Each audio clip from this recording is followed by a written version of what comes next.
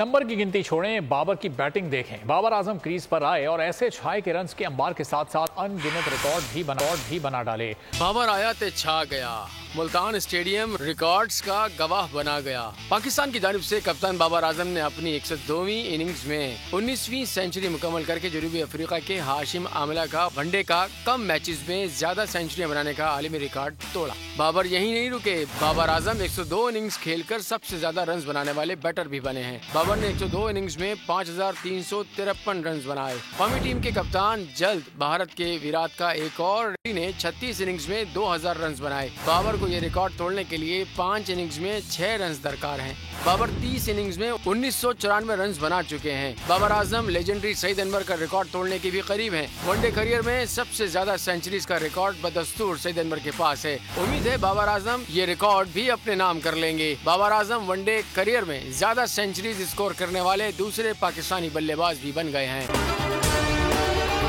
अगर आपको ये वीडियो पसंद आई है तो हमारे चैनल को सब्सक्राइब करें और बेल आइकॉन पर क्लिक करें।